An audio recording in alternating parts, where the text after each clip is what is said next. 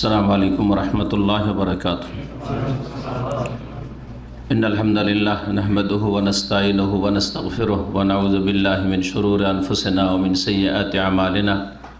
मन यहदिहिल्लाहु फला मुदिल्ल लहु व मन युद्लिल फला हादिय लहु व अशहदु अन ला इलाहा इल्लल्लाहु वहदहु ला शरीका लहु व अशहदु अन्ना मुहम्मदन अब्दुहु व रसूलुहु सल्लल्लाहु तआला अलैहि व अला आलिहि व सहबिहि व सल्लम तस्लीमन कसीरा।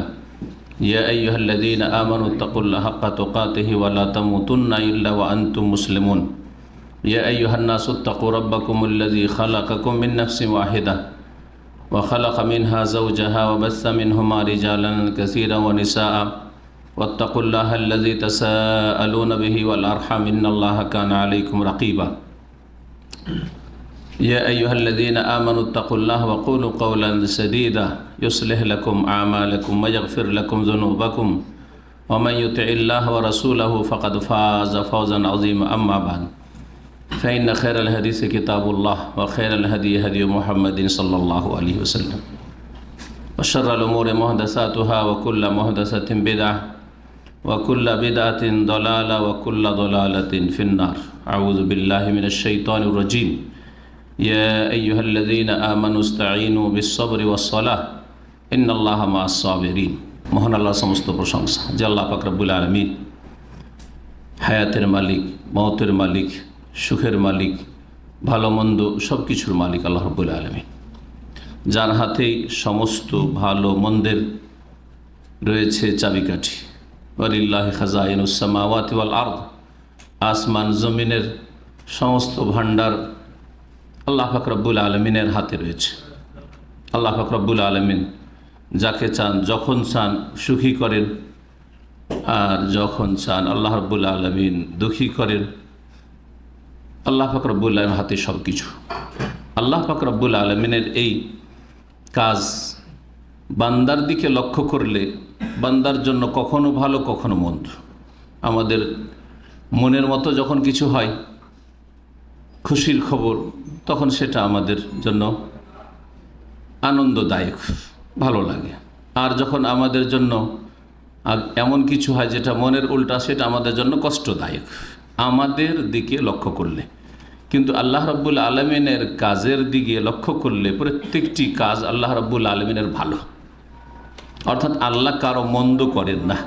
মনে রাখতে হবে আমাদেরকে এই আকিদা বিষয়টি, যে আল্লাহ রাব্বুল আলামিন কারো মন্দ করেন না, বরং প্রত্যেকটি কাজে যেটা আমার জন্য ভালো অথবা মন্দ, তাতে আল্লাহ পাক রব্বুল আলামিনের বহু হিকমা, রহস্য, তত্ত্ব রয়েছে, যা আল্লাহ জানেন, আপনি আমি জানি না।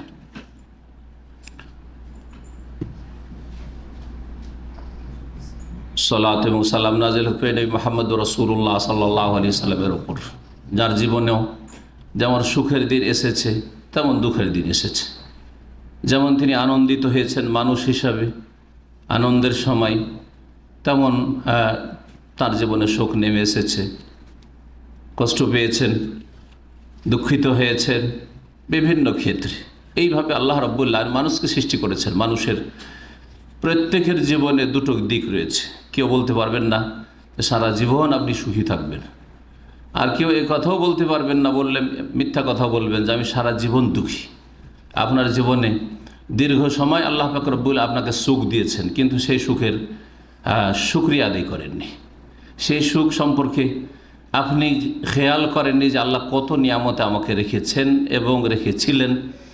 হয়তো সাময়িক কিছু দিনের জন্য বা কিছু সময়ের জন্য আমার জীবনে কষ্ট নেমে এসেছে, দুর্দিন এসেছে, কিন্তু সেটা যদি আপনার সুখের সময়গুলির সাথে মিলিয়ে দেখেন, তাহলে দেখা যাবে সুখের দিকটা অনেক বেশি। কিন্তু আল্লাহ পাক রব্বুল আলামিন শুকরিয়ার ক্ষমতা, যোগ্যতা আমাদের অধিকাংশ মুসলিমদের মাঝে, কাফের বাদ দেন, মুসলিমদের মাঝে না থাকার কারণে সুখের জীবনের আমরা মর্যাদা দিই না, কদর করি না, মূল্যায়ন করি না এবং আল্লাহ পাকের শুকরিয়া আদায় করি না। সামান্য কিছু সময়ের দুঃখ আসলেই আমরা ভেঙে পড়ি এবং মনে করি যে দুনিয়া আমাদের সামনে অন্ধকার হয়ে গেছে।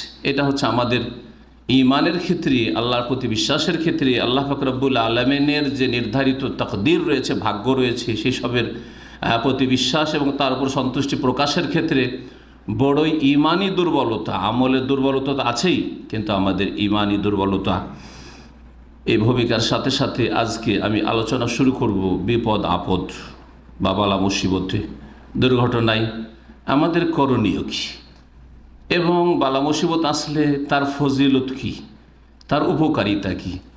এই বিষয়টি অত্যন্ত গুরুত্বপূর্ণ বিষয়, কারণ যে কোনো সময় আমাদের জীবনে সুখের সাথে দুঃখের জীবন আসতে পারে। সুতরাং সবসময় আমাদের সামনে যদি এই কোরআনে কারীমের আয়াতগুলি এবং রাসূলুল্লাহ সাল্লাল্লাহু আলাইহি ওয়াসাল্লামের হাদিসগুলি, রাসূলুল্লাহ সাল্লাল্লাহু আলাইহি ওয়াসাল্লামের জীবনের বিভিন্ন দিকগুলি থাকে, তাহলে সুখ হলে আমরা সীমালঙ্ঘন করব না, পাপে লিপ্ত হব না, আর দুঃখ আসলে আমরা হতাশ হয়ে যাব না, আমরা আল্লাহর রহমত থেকে নিরাশ হয়ে যাব না, আমরা একবারে ভেঙে পড়ব না, বরং আল্লাহর সাথে সম্পর্ক আমাদের আরও মজবুত হবে। সুখের অবস্থায় দুঃখের অবস্থায় সব সময় আল্লাহ পাক রব্বুল যেন তার সাথে আমাদের সম্পর্ক ভালো রাখার তৌফিক দান করেন। আল্লাহ পাক রব্বুল আলামিনের দিকে আমাদেরকে ফিরে আসার যেন তৌফিক দান করেন এবং আল্লাহর দিকে ধাবিত হওয়ার আল্লাহ পাক পুরোপুরি তৌফিক দান করেন। আজকের আলোচনা শুরু করেছি সূরা বাকারার আয়াত দিয়ে। 153টি তেলাওয়াত করেছি, তারপরে 157 পর্যন্ত কয়েকটি আয়াত রয়েছে, সেই আয়াতগুলি সামনে রাখবো এই বিষয়ের ক্ষেত্রে। মহান আল্লাহ ইরশাদ করছেন, ইয়া আইয়ুহাল্লাযীনা আমানুস্তাঈনু বিস-সাবরি ওয়াস-সালাহ। হে ঈমানদার মানুষেরা, বিশ্বাসী মুমিনদেরকে, মুসলিমদেরকে আল্লাহ সম্বোধন করে বলছেন, ইস্তাঈনু বিস-সাবর, ধৈর্যের সাথে সাহায্য চাও। কার কাছে সাহায্য চাইবেন? একমাত্র আল্লাহ রাব্বুল আলামিনের কাছে সাহায্য চাইবেন। প্রিয় মুহাম্মদুর রাসূলুল্লাহ সাল্লাল্লাহু আলাইহি ওয়াসাল্লাম সহিহ মুসলিমের হাদিস বলছেন, ইজা ইস্তাআনতা ফাস্তাইন বিল্লাহ, ইজা সাআলতা ফাসআলিল্লাহ, ওয়া ইজা ইস্তাআনতা ফাস্তাইন বিল্লাহ। যখন তুমি কোনো কিছু চাইবে আল্লাহর কাছেই একমাত্র চাইবে, এবং যখন সাহায্য কামনা করবে তখন একমাত্র আল্লাহ রাব্বুল আলামিনের কাছে, সাধারণ ক্ষেত্রে অসাধারণ ক্ষেত্রে সব ক্ষেত্রে এবং সর্বমুহূর্তে একমাত্র আল্লাহর কাছেই সাহায্য চাইবেন। হ্যাঁ, যেগুলো সাধারণ নর্মাল ক্ষেত্র, আল্লাহ ছাড়া অন্যের কাছে যেগুলো মানুষ দিতে পারে, সহযোগিতা করতে পারে, সাহায্য চাওয়া জায়েজ আছে, কিন্তু তারপরেও সেই ক্ষেত্রগুলিতেও মেন সাহায্য চাইবেন আল্লাহর কাছে। আর যেগুলো অসাধারণ বিষয়, যেগুলো কোনো আল্লাহর সৃষ্টি দিতে পারে না, কোনো শক্তি দিতে পারে না, অদৃশ্য থেকে দেওয়া, হ্যাঁ, এবং অসাধারণ দেওয়া, হায়াত মৌতের মালিক, সুখ দুঃখের মালিক হওয়া, হ্যাঁ, এই সমস্ত যেসব অসাধারণ বিষয় রয়েছে, সুস্থতা অসুস্থতা, রোগের আরোগ্য ইত্যাদি ইত্যাদি অসাধারণ যে বিষয়গুলো রয়েছে, একমাত্র দাতাকে মহান আল্লাহ রাব্বুল আলামিন। সুতরাং যখন তুমি চাইবে, নবী সাল্লাল্লাহু আলাইহি ওয়াসাল্লাম বলছেন সাহায্য, ওয়া ইযা ইসতাআনতা ফাস্তাইন বিল্লাহ, আল্লাহর কাছেই সাহায্য চাইবে। সূরা ফাতিহা যথেষ্ট। মহান আল্লাহ ইরশাদ করেছেন, ইয়্যাকা না'বুদু ওয়া ইয়্যাকা নাস্তাঈন। এটা আল্লাহ শিখিয়েছেন বান্দাকে, যেন আল্লাহ বলছেন যে বান্দা তুমি এইভাবে বলো। মহান আল্লাহ শিখাচ্ছেন, তুমি এইভাবে আমার প্রশংসা করো। সূরা ফাতিহার 3.5 আয়াতে 7টি আয়াতের এইভাবে আমার গুণগান করো, আলহামদুলিল্লাহি রাব্বিল আলামিন, আর রহমানির রহিম, মালিক ইয়াউমিদ্দিন, ইয়্যাকা না'বুদু 3.5 এতদূর পর্যন্ত। এইভাবে তুমি আমার সামনে আমার প্রশংসা, গুণগান, মহিমা এসব পেশ করো, আর তারপরে অঙ্গীকার করো যে হে আল্লাহ, তোমার ইবাদতের জন্য তুমি আমাকে সৃষ্টি করেছো, সুতরাং ইয়্যাকা না'বুদু, আমি তোমারই ইবাদত করি। এই স্বীকারোক্তি করো, একমাত্র তোমারই ইবাদত করি, আর কারো ইবাদত করি না, তোমারই গোলামি করি, আর কারো গোলামি করি না, তোমাকেই সেজদা করি, আর কাউকে সেজদা করি না, তোমার কাছেই দোয়া করি, আর কারো কাছে দোয়া করি না। ইয়্যাকা না'বুদু, সমস্ত ইবাদতবন্দি তোমার জন্য খাস করি। তারপরে ওয়া ইয়্যাকা নাস্তাঈন, আর একমাত্র তোমার কাছেই সাহায্য কামনা করি, সাহায্য চাই। ওয়া ইয়্যাকা নাস্তাঈন, একমাত্র তোমার কাছেই সাহায্য চাই। আল্লাহ পাক রব্বুল কোরআনে কারীমের শুরুতেই শিখিয়েছেন, জীবনের প্রতিটি ক্ষেত্রে আপনি যতই সুখে থাকেন তারপরও সাহায্য চাইবেন কার কাছে? আল্লাহর কাছে। আর যতই দুঃখে থাকেন না কেন সাহায্য চাইবেন কার কাছে? একমাত্র আল্লাহ রাব্বুল আলামিনের কাছে সাহায্য চাইবেন। ওয়া ইয়্যাকা নাস্তাঈন, আর তারপরে ইহদিনাস সিরাতাল মুস্তাকিম সিরাতাল লাযীনা আন'আমতা আলাইহিম গায়রিল মাগদুবি আলাইহিম ওয়ালাদ-দাল্লিন। এতে বাকি বিষয়গুলি আল্লাহ চাইতে বলেছেন।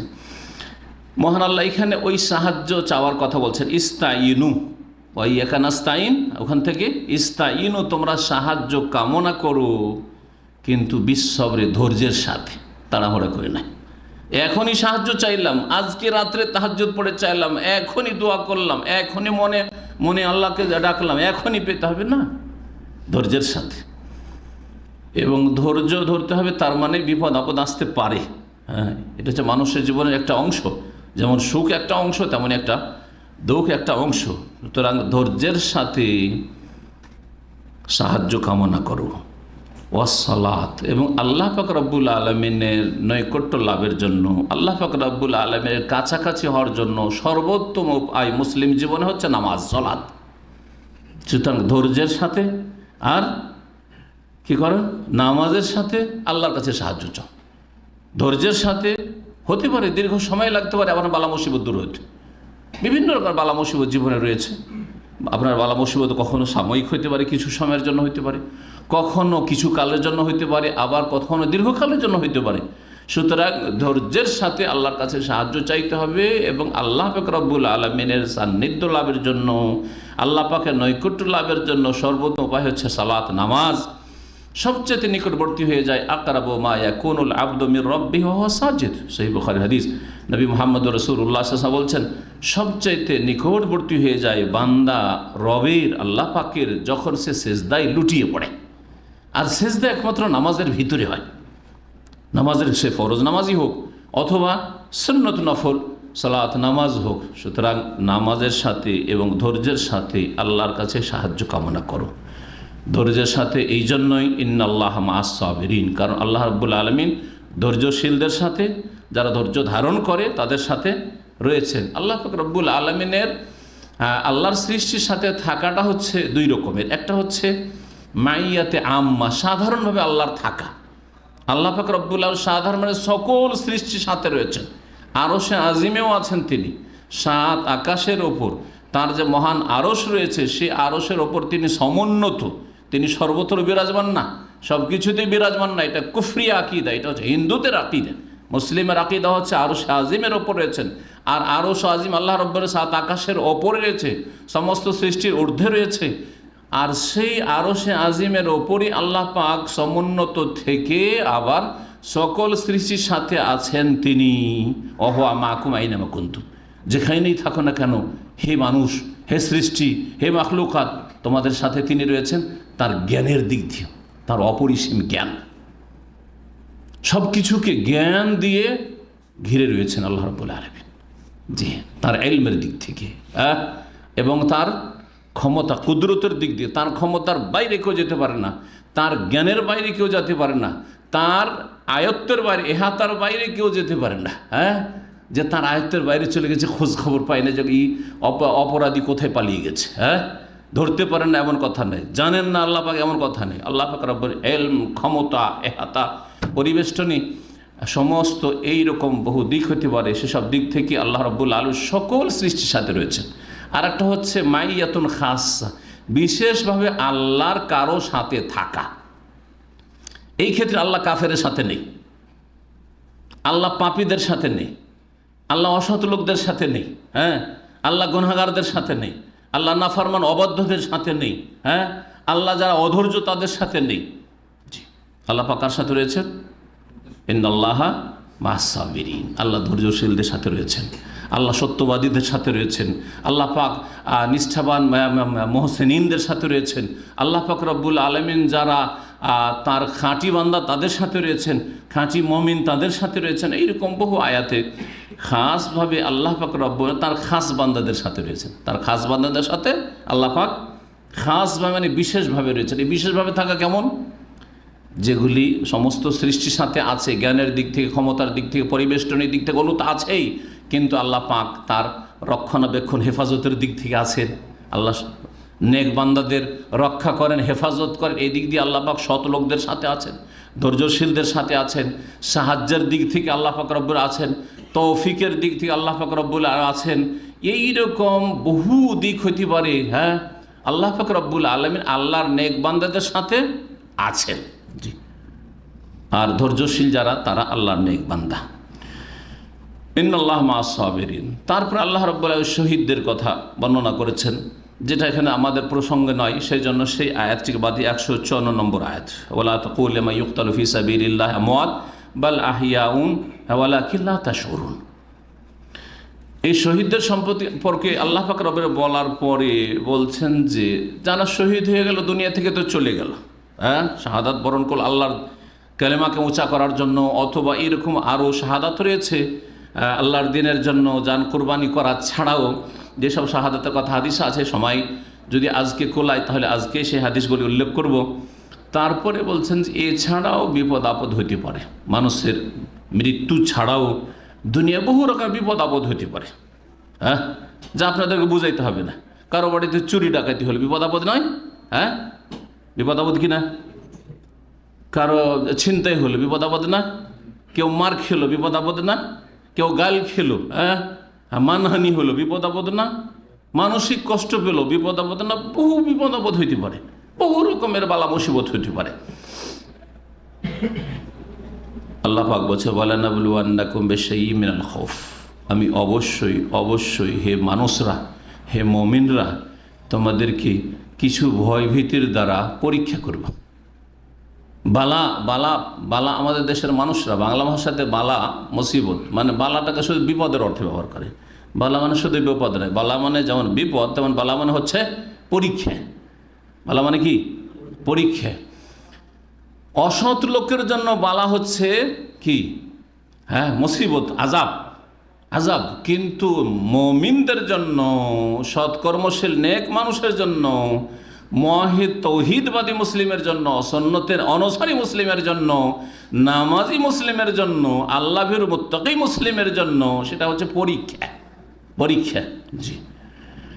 তো আল্লাহ পাক বলছেন ওয়ালানাবলুওয়ান্নাকুম, হে মুমিন, তোমাদেরকে অবশ্যই অবশ্যই পরীক্ষা করব বিশাইইম মিনাল খাউফ, কিছু ভয় ভীতির মাধ্যমে। কিছু ভয় ভীতি, ভয়, দুশ্মনের ভয়, হ্যাঁ, আসমানি আযাবের ভয়, জমিনি আযাবের ভয়, বিভিন্ন রকম ভয় হইতে পারে, হ্যাঁ, দুর্ঘটনার ভয়, অ্যাক্সিডেন্টের ভয়, বহু ভয়ের মাধ্যমে তোমাদেরকে পরীক্ষা করব। মিনাল খাউফ, ভয়, ওয়াল জু, এবং ক্ষুধার মাধ্যমে। কখনো খাবারই জুটছে না। অনেকে আছেন আজকাল, হ্যাঁ, যে কাজকর্ম নেই, ভিসা আছে, একামা আছে, সব কিছু আছে, লিগ্যাল মানুষ, 6 মাস কাজ নেই, 6 মাস কাজ নেই। কেউ কাজ করেছেন, বেতন নেই। এগুলো কি? অলজো, জি। এটা কি আল্লাহ পাকের পক্ষ থেকে? ভালো মানুষের যদি এরকম হয়, ভালো করে মনে রাখেন, ভালো মানুষের যদি কর্মহীনতা, কাজ কাম নেই, অথবা কাজ আছে বেতন নেই, হ্যাঁ, খাবার নেই, পয়সা নেই পকেটে, সংসার চালাতে পারছেন না, তাহলে এটা আল্লাহ পাকের পক্ষ থেকে পরীক্ষা, আল্লাহ পরীক্ষা করছেন। আর অসৎ লোকের জন্য যদি হয় তো বালা, তখন সেটা আযাবে রূপান্তরিত। তার জন্য আযাব, তার জন্য মানসিক আযাব, শারীরিক আযাব, আর্থিক আযাব, দুনিয়ার আযাব, আর আখিরাতের আযাব তো রয়েছে। ওয়ালানুযিকান্নাহুম মিনাল আযাবিল আদনা দুনাল আযাবিল আকবার লাআল্লাহুম ইয়ারজিউন। আল্লাহ পাক রব্বুনা বলছেন অসৎ লোকদের সম্পর্কে, পাপীদের সম্পর্কে, গুনাহগারদের সম্পর্কে, যে আমি অবশ্যই অবশ্যই তাদেরকে আস্বাদন করাই, চা খাই। ওয়ালানুযিকান্নাহুম মিনাল আযাবিল আদনা, হালকা আযাব, অথবা কাছের আযাব, নিকটবর্তী আযাব, মানে পার্থিব আযাব, পার্থিব শাস্তি। দুনাল আযাবিল আকবার, মহাশাস্তি, বড় শাস্তির আগে, বড় আযাবের আগে। কি জন্য? লাআল্লাহুম ইয়ারজিউন, যাতে করে ফিরে আসে। মসজিদে আসো না, নামাজ পড়ো না, যেটা মসজিদে ফিরে আসো। ফজরে আসো না, ফজরের নামাজে জামাতে আসো। হ্যাঁ, আল্লাহর দিকে ফিরে আসো না, পাপে ডুবে রয়েছো, যাতে পাপ ছেড়ে দিয়ে আল্লাহ অভিমুখী হও, আল্লাহর দিকে ফিরে আসো। হারাম খাওয়া থেকে ফিরে আসো না, যাতে আযাবের মাধ্যমে তোমাকে সোজা করা যায়, ধাক্কা দিয়ে তোমাকে মক্কার দিকে পৌঁছানো সম্ভব হয়। এই জন্য আল্লাহ রাব্বুল কি করেন? লাআল্লাহুম ইয়ারজিউন। এই বিষয়টি কোরআনে কারীমের বেশ কিছু আয়াতে বর্ণনা করেছেন, যার একটি আয়াত সূরা সাজদা থেকে আপনাদের সামনে পেশ করলাম। তো আল্লাহ পাক বলছেন যে ক্ষুধার মাধ্যমে, ক্ষুধাটাও তাহলে কি আল্লাহ পাকের পক্ষ থেকে পরীক্ষা, বা যে হচ্ছে কি বিপদ আপদ, হ্যাঁ, অভাব, আর্থিক অভাব, দারিদ্র, এটা বিপদ আপদ। জমি জায়গায় ফসল, বন্যাতে ইদানিং বন্যা চলছে না, ডুবে গেল সব কিছু। হ্যাঁ, অনেক মূর্খ লোকেরা যাদের আল্লাহর সাথে সম্পর্ক নেই তারা আত্মহত্যা করে নিচ্ছে। খবর আছে না আপনাদের কাছে? আত্মহত্যা করে নিচ্ছে। জমির ফসল ডুবে গেল, সে আত্মহত্যা। এক তো ফসলও গেল, আর তার প্রাণটাও গেল, আর তার জান্নাতও গেল, সব গেল তার। একজন কাফের, একজন যে তকদিরে সে অসন্তুষ্ট, আল্লাহ পাক রব্বুল আলামিন যে অপ্রীতিকর তকদির তার ভাগ্যে জুটিয়েছেন তাতে অসন্তুষ্টি প্রকাশ করলো, আল্লাহর উপর নারাজ হইল, লাভ কি করলো? দুনিয়াও গেল, আখেরাতও গেল। দুনিয়াও গেল, আখেরাতে গেল, ধন সম্পদও গেল, জমি জায়গার ফসলও গেল, আর জানটাও গেল, আর স্ত্রী ছেলে মেয়েকে ইয়েতিম আর বিধবাও করলো, আর তারপরে দুনিয়াতে কিছুদিন সময় সুযোগ দিত, সেটাও সেই ভোগের সুযোগটাও গেল, আর সামনে জাহান্নাম তার জন্য প্রতীক্ষায় রয়েছে, ইন্তজারে রয়েছে, সে জাহান্নামে যাবে, জান্নাত থেকে বঞ্চিত হইল। কত ক্ষতি করলো আত্মহত্যা করে। তো আল্লাহ পাক রব্বুল আলমিনের পরীক্ষাতে আমাদেরকে উত্তীর্ণ হইতে হবে, পরীক্ষাতে আমাদেরকে সফলতা লাভ করতে হবে, পরীক্ষাতে আমাদেরকে ভালো মার্কসে পাস করতে হবে। দুনিয়ার পরীক্ষাতে ভালো মার্কসে পাস করার চেষ্টা করি, আর যদি আল্লাহ রাব্বুল পরীক্ষাতে ফেল করে দিই, তাহলে কেমন আল্লাহর বান্দা আপনি, কেমন মুসলিম হতে পেরেছেন আপনি? খিদার মাধ্যমে আল্লাহ পাক রব্বুল আলামিন পরীক্ষা করেন। ওয়ানাকসিম মিনাল আমওয়াল, কখনো কখনো ধন সম্পদে ঘাটতি দিয়ে, যা কিছু ইনকাম করেন তা দিয়ে নিজের সংসার চালাতে পারেন না। হ্যাঁ, ঘাটতি, বিভিন্ন রকমভাবে ঘাটতি হতে পারে। এইরকমই আপনার এমন খরচ বেড়ে গেল যে আপনার যা কিছু আছে তা দিয়ে সেই খরচ আপনি মেনটেন করতে পারছেন না, চিকিৎসার খরচ বেড়ে গেল অনেক সময়, যার ফলে ধন সম্পদের ঘাটতি, আর্থিক ঘাটতি দেখা দিল, সংকট দেখা দিল। ওয়াল আনফুস, এমনও পরীক্ষা হয় যেটা হচ্ছে জান প্রাণহানির মাধ্যমে আল্লাহ পাক পরীক্ষা করে, কখনো ধন সম্পদের ঘাটতির মাধ্যমে, আর কখনো কারো প্রাণের ঘাটতির মাধ্যমে। নিজেই চলে গেলেন আপনি, আল্লাহ পাক রব্বুল আলামিন আপনার স্ত্রী, আপনার ছেলে মেয়েকে পরীক্ষা ফেলেন, অথবা নিজে আছেন কিন্তু আপনার স্ত্রী চলে গেল, আল্লাহ পাক আপনাকে পরীক্ষা ফেললেন। নাকসিম, আপনার পরিবারের এক সদস্যের ঘাটতি মাইনাস হল। হ্যাঁ, আপনি আছেন, আপনার স্ত্রী আছে, হ্যাঁ, ছেলে মেয়েগুলো মারা গেল, হ্যাঁ, ছেলে মেয়ে অসৎ হয়ে গেল। এইরকম বহু রকমের আপদ বিপদ আসতে পারে জানের ক্ষেত্রে, প্রাণহানির ক্ষেত্রে। যার বেঁচে থাকার আকাঙ্ক্ষা করছিলেন তাকে আল্লাহ নিয়ে নিলেন, এর মাধ্যমে আল্লাহ পরীক্ষা করে। আপনার মন চাইছিল যে তিনি বেঁচে থাক, হ্যাঁ, সে থাকুক, আপনার ছেলে হোক আর বাপ হোক আর মাই হোক, অথবা কেউ হোক, ভাই হোক আর বোন হোক, আপনি চাইছিলেন যে আরও দীর্ঘদিন বেঁচে থাক, কিন্তু আল্লাহ রব্বুল আলামিন এর মাধ্যমে পরীক্ষা করছেন। ওয়াসামারাত, আর ফলের ঘাটতির মাধ্যমে, গাছ আছে, আম বাগান আছে, মুকুল আল্লাহ দেখিয়ে দিলেন, আর তারপরে মুকুলকে ফাল্গুন মাসের পানি দিয়ে জ্বালিয়ে দিলেন। জি হ্যাঁ, যারা আমের এলাকার মানুষ তারা বুঝবে না। লিচির ভালো মুকুল দেখেন, লিচুর বা ভালো মুকুল দেখলেন, তারপরে লিচু নেই। হ্যাঁ, বিভিন্ন ফলের গাছ, জি দেখছেন, খুব আশা করে বসে আছেন যে এবার গাছ তো খুব ভালো, বাগান এত হবে এত হবে, অনেক হিসাব কষেছেন, অথবা বাগানের ব্যবসায়ী যারা ফলমূলের ব্যবসা বাণিজ্য করেন, কিন্তু মার খেয়ে গেলেন। এইভাবে আল্লাহ পাক পরীক্ষা করেন। এইরকম যখন পরীক্ষা আল্লাহর হয় তখন কি করা উচিত? আল্লাহ বলছেন যে ধৈর্য ধরতে হবে।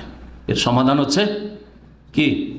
ধৈর্য ধারণ করা, ধৈর্য ধারণ করা। আল্লাহ তাই বলছেন ওয়াবাশশিরিস সাবিরিন, ধৈর্য ধারণ করতে হবে, কারণ ধৈর্য ধারণকারীদের জন্যই রয়েছে সুসংবাদ। ওয়াবাশশিরিস সাবিরিন, হে নবী মুহাম্মদ রাসূলুল্লাহ সাল্লাল্লাহু আলাইহি ওয়াসাল্লাম, আল্লাহ পাক তার প্রিয় নবীকে সম্বোধন করে বলছেন তুমি সুসংবাদ দিয়ে দাও ধৈর্যশীলদেরকে। স্বয়ং নবী সাল্লাল্লাহু আলাইহি ওয়াসাল্লামকে আল্লাহ বলছেন যে তুমি সুসংবাদ দিয়ে দাও তোমার উম্মতের যারা ধৈর্যশীল তাদেরকে, ধৈর্য ধারণ করে। ধৈর্য ধারণ করা মানে এই নয় যে কান্নাকাটি করে, হাহুতাশ করে, আর আল্লাহর উপর অসন্তুষ্টি প্রকাশ করে, আর মন খারাপ করে, আর বিভিন্ন রকমের উল্টো পাল্টা কথা বলার পরে 2-4 মাস পরে ধৈর্য ধরলাম। এই ধৈর্য নাস্তিক, কাফের, আল্লাহ পরকাল কিছুই জানে না, সেও তো ধৈর্য ধারণ করে না? ওরা কি সারা জীবন কাঁদতে থাকিনি বাপ মা মারা গেলে বা ছেলে মা মারা গেলে? না, তারও এক সময় তাদের কান্না বন্ধ হয়ে যায়, তাদের শোক শেষ হয়ে যায়, তারপরে তারা আবার নর্মাল সাধারণ জীবনযাপন করা শুরু করে। তো ওই রকম ধৈর্য আপনি একজন মুসলিম হিসাবে, একজন মুমিন মুত্তাকি হিসাবে ধরবেন। 2-4 মাস খুব কান্নাকাটি করবেন, ভেঙে পড়বেন, কাজকর্ম করবেন না, উঠবেন না, চলবেন না, খাবেন না, এইটা তো ধৈর্য হলো না। তাহলে এই জন্য প্রিয় নবী মুহাম্মদ রাসূলুল্লাহ সাল্লাল্লাহু আলাইহি ওয়াসাল্লাম এক মহিলাকে বলেছিলেন, যে মহিলা তার একটি ছেলে অথবা মেয়ে ইন্তেকাল করেছিল আর তার ওপর সে খুব দুঃখে ছিল। নবী সাল্লাল্লাহু আলাইহি সাল্লামকে সেই মহিলা চিনত না। প্রথম ধৈর্য ধারণের কথা যারা উপদেশ দিলেন, তখন বলছে যে এলাইকা আন্নি, আপনি আপনার কাজ করেন, আপনি আপনার কাজ করেন। রাস্তা দিয়েছেন নবী সাল্লাল্লাহু আলাইহি ওয়াসাল্লাম, বলছে এলাইকা আন্নি, তুমি তোমার কাজ করো বাবা, আপনি আপনার কাজ করেন। লাম তুসাব্বে মুসিবাতি, আমার বিপদ আপনার উপর আসেনি তো, ওই জন্য মজা লাগছে না, উপদেশ দিতে পারছেন আপনি। আমার বালা মুসিবতটা যদি আপনার উপর আসতো তাহলে না বুঝতেন, এইরকম বলেছে। তারপরে অন্য লোকেরা বলছে, আরে মহিলা তুমি কি বললে? উনি রাসূলুল্লাহ সাল্লাল্লাহু আলাইহি ওয়াসাল্লাম, তিনি তোমার রাসূল সাল্লাল্লাহু আলাইহি ওয়াসাল্লাম। তখন এসে ওযর পেশ করে, ইয়া রাসূলুল্লাহ, লাম আরিফ, আপনাকে আমি চিনতে পারিনি, আপনি আমাকে ক্ষমা করে দেবেন। রাসূলুল্লাহ সাল্লাল্লাহু আলাইহি ওয়াসাল্লাম উদার অন্তর রাখতেন, আগেই অগ্রিম ক্ষমা করে দিয়েছেন, কারণ সে জানে না, সেই জন্য এই কথা বলেছে, বিয়াদবি কথা বলেছে। নবী করিম সাল্লাল্লাহু বলে, ইন্নামা সাবরু ইনদা সাদমাতিল উলা, ধৈর্য ধারণ করতে হবে প্রথম ধাক্কা লাগার সময়। সাদমা মানে হচ্ছে কি? ধাক্কা লাগা। এই জন্য গাড়ি অ্যাক্সিডেন্ট, গাড়িতে ধাক্কা লাগালে কি বলে? সাদ্দাম বলে না? জি হ্যাঁ। তো ইনদা সাদমাতিল উলা, ধৈর্য ধারণ, আসল ধৈর্য ধারণ হচ্ছে ইনদা সাদমাতিল উলা, ইন্নামা সাবরু ইনদা সাদমাতিল উলা। প্রথম চোটেই যখন ধাক্কা লেগেছে, যেই দিন আপনার কষ্ট পৌঁছেছে, যেই দিন আপনার বিপদে বেঁধেছে, সেই দিনেই সাথে সাথে ধৈর্য ধারণের চেষ্টা করা, এটি হচ্ছে আসল ফার্স্ট ক্লাস ধৈর্য ধারণ, এটি হচ্ছে নাম্বার 1 ধৈর্য ধারণ। জি, এটা আল্লাহ পাক রব্বুর কাছে অত্যন্ত পছন্দনীয়। ধৈর্য ধারণকারীদের জন্য সুসংবাদ দিয়ে দাও হে নবী মুহাম্মদ সাল্লাল্লাহু আলাইহি ওয়াসাল্লাম। তারপরে 156 নম্বরে আল্লাহ পাক বলছেন যে যারা ধৈর্য ধারণ করবে তারা কি বলবে? বালা মুসিবত এসছে, হাই কি হইল, এরকম বলবে? আল্লাহ তুমি এইরকম কেন করলে, এরকম বলবেন? বলবেন আল্লাহ তুমি আমাকে পেয়েছিলে আর কাউকে পাওনি? আল্লাহ আমি এত নামাজ পড়ি, রোজা রাখি, এত ইবাদতবন্দি করি, তারপরেও আল্লাহ আমি এত দিনের কাজ করি, তারপরে তুমি আমাকে এইরকম আঘাত দিলে, এত কষ্ট ফেললে, এইরকম না, এটা ধৈর্য ধারণ হইল না। আল্লাহ আমি এত নেকির সফরে ছিলাম, তারপরে এইরকম, না না না না, আপনি অভিযোগ করছেন, আল্লাহর বিরুদ্ধে আপনি কমপ্লেন করছেন। আপনি চিন্তা করেন, আপনার সুপারভাইজার, ফোরম্যান, পার্সোনাল ম্যানেজারের বিরুদ্ধে যদি কোথাও পাশে সাথী সঙ্গীদেরকে বলেন, সেটাকে কমপ্লেন, অভিযোগ বলে গণ্য করা হয়। তুই আমার শিকায়ত করছিস, তুই কমপ্লেন করছিস, আচ্ছা তোকে দেখাচ্ছি, তাই না? রব্বুল আলামিন আল্লাহ সম্পর্কে আপনি কমপ্লেন করবেন? আপনি কার কাছে কমপ্লেন করবেন? যে অসহায় কিছু দিতে পারে না, তার সামনে বয়ান করছেন যে হাই আল্লাহ কি করলে, মানুষকে শোনাচ্ছেন। তার মানে আল্লাহ পাকের কমপ্লেন, অভিযোগ মানুষের সামনে, অসহায় যারা কিছুই করতে পারে না, আপনার লাভ কিছুই দিতে পারে না, তাদের সামনে আল্লাহ পাক রব্বুল আলামিনের বিরুদ্ধে আপনি অভিযোগ করছেন। আপনি খবরদার এরকম কাজ করবেন না, বরং কি বলবেন? জি হ্যাঁ, ইন্না লিল্লাহ। কি বলবেন? আল্লাযীনা ইযা আসাবাতহুম মুসিবাহ। ধৈর্যশীল কারা? প্রথম কথা, ধৈর্যশীল কারা? যারা হাহুতাশ করে না, যারা আক্ষেপ করে না, যারা ভেঙে পড়ে না, যারা একেবারে মানুষের সামনে দুঃখের কথা সবসময় বলে বেড়ায়, যেখানে সেখানে এইরকম নয়, বরং আল্লাযীনা ইযা আসাবাতহুম মুসিবাহ, তাদের ওপর যদি কোনো মুসিবত আপতিত হয়, বিপদ আপদ নেমে আসে, কালু, তখন তারা বলে ইন্না লিল্লাহ। ইন্না লিল্লাহ মানে কি? হ্যাঁ, জোরে বলেন। নিশ্চয়ই আমরা আল্লাহর। ভালো করে শোনেন, নিশ্চয়ই আমরা সকলে কার? আল্লাহর। আমরা কার? এ মাথা থেকে পা পর্যন্ত এই বডিটা কার দেওয়া? রুহটা, আত্মাটা কার দেওয়া? হ্যাঁ, এই যে বাকশক্তি কার দেওয়া? চোখ যে দেখছি, আপনারা দেখছেন, কার দেওয়া? হাত পা সব কিছু কার দেওয়া? সমস্ত শক্তি, ধন সম্পদ, বাড়িতে যা আছে, পকেটে যা আছে, কার দেওয়া? আপনার স্ত্রীটা কার দেওয়া? হ্যাঁ, আপনার ছেলে মেয়েগুলো কার দেওয়া? কার দান? বাবার দান, গৌস আর কুতুবের দান, হ্যাঁ, পীর ওলির দান, রব্বুল আলামিনের দান। ইন্না লিল্লাহ, আমি শুধু না, আমরা সকলে কার? মানে আমাদের মালিক হচ্ছে আল্লাহ। আল্লাহর যখন আমরা সকলেই আল্লাহর জিনিস যদি আল্লাহ ফিরিয়ে নেন তো রাগ করবেন নাকি? আল্লাহ যদি আল্লাহর জিনিস ফিরিয়ে চান তাহলে কি অভিযোগ করবেন নাকি? হ্যাঁ, আমি এখন এই মোবাইলটা দিয়েছি আপনাদেরকে, ভাইদেরকে দিয়েছি আমার মোবাইলটা, ওই যে লাইভ করবো, তো ঠিক আছে দিলাম। আর তারপরে আলোচনা শেষ হইলো, আর তারপরে ফিরিয়ে চাইলাম, শেখ মোবাইলটা খুব পছন্দ লেগেছে আর ব্যবহার করে খুব আমাকে ভালো লেগেছে আর খুব মায়া হয়ে গেছে মোবাইলটার ওপর, আর মোবাইলটা আমি ছাড়তে চাইছি না। তো আপনি অন্যায় করবেন না? অন্যায় করবেন না আমার ওপর? হ্যাঁ না, কথা ঠিক? আপনার যুক্তি তো ঠিক আছে, মোবাইলটা নেড়ে চেড়ে খুব পছন্দ লেগেছে, হ্যাঁ, ভোগ করার পরে মোবাইলটা ব্যবহার করে খুব ভালো লেগেছে আমাকে, আর মোবাইলটার উপর খুব মায়া বসে গেছে আমার। এখন মোবাইলটা আমরা রেখে নিতে চাই, আপনাকে দিতে চাই না। যদি আমাকে বলেন তো আপনারা অন্যায় করবেন কি না আমার ওপর? কারণ মোবাইলটা কার? আমার। মোবাইলটা কার? আমার। আমার জিনিস আমাকে ফিরিয়ে দেন, আমার জিনিস আমি ফিরিয়ে চাইছি, আমাকে ফিরিয়ে দেন। যদি আপনারা অজুহাত করেন যে খুব মায়া, মোবাইলটা খুব পছন্দ, মোবাইলটা খুব ভালোবেসেছি, সুতরাং আমি দেব না, চলবে? ওই রকমই আপনার স্ত্রী আল্লাহর, আপনার স্বামী আল্লাহর, হ্যাঁ, আপনার বাপ আল্লাহর, আপনার ছেলে আল্লাহর, আপনার ধন সম্পদ আল্লাহর, আপনার বাড়িঘর আল্লাহর, সব কিছু আল্লাহর। ইন্নালিল্লাহ, আমরা সকলে আল্লাহর। আল্লাহর জিনিস আল্লাহ যদি চেয়ে নেন যে এতদিন দিয়েছিলাম, এখন আমার জিনিস আমাকে ফিরিয়ে দাও, আপত্তি করবেন নাকি? না বলে আল্লাহ বড় জুলুম করে দিলেন, নাউজুবিল্লাহ। কেন আমার বাপকে নিয়ে নিল, কেন আমার স্বামীকে নিয়ে নিল, কেন আমার ছেলেকে নিয়ে নিল, ঠিক না? কেন আমার দিনী ভাইকে নিয়ে নিল? কমপ্লেন করবেন? ইন্নালিল্লাহ, আমরা সকলে কার? আল্লাহ। সুবহানাল্লাহ। এই দোয়াটি, কোরআনী দোয়ার ওপর যদি একটু গভীরভাবে চিন্তা করেন, এর নাম হচ্ছে তাদাব্বুরে কোরআন।